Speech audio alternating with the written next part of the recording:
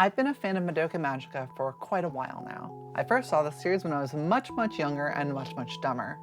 Even though I saw it when I was young and impressionable though, the series has remained enormously important to me as a tragic coming of age. In that same youthful naivety though, I enjoyed AMVs, or animated music videos, a bunch. Okay, maybe a little bit more than a little bit. I mentioned this offhandedly to a friend of mine, and she sent me an AMV of a different sort. A YouTube video by Eagle-ification titled When Everything Dies. As I started watching it, I found it hard to call it an AMV though. It is, categorically. It definitely has animation, and there's definitely music, but it's a far cry from Rolling Girl and the myriad AMVs that made up the 2011 internet. The 8-minute duration of the AMV is absolutely encroached upon by emptiness. The music is melancholy pianos set to environmental set dressing. The only real character shot is of Walpurgisnacht, more of a story mechanic than a character. It makes the world feel empty.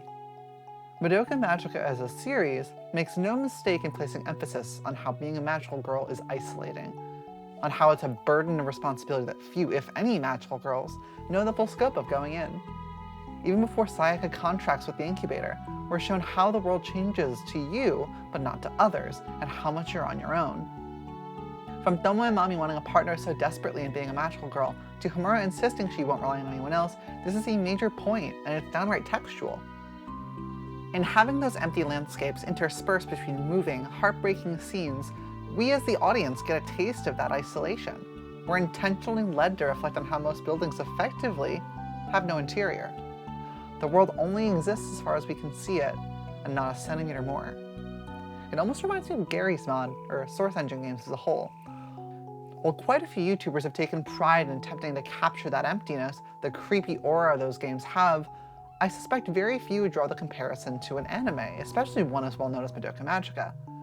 The environments were made by people, for people, yeah, but they are still empty. They're made to be seen, to be viewed, but not to be lived in. Even in Homura's Labyrinth in the Rebellion movie though, we get that same hollow emptiness, but it's somehow even more inhabited than the Mitaki Hara we see in the main series. It makes Madoka keeping magical girls company, before she takes them away to the Law of Cycles, that much more important. It's important that they're not alone.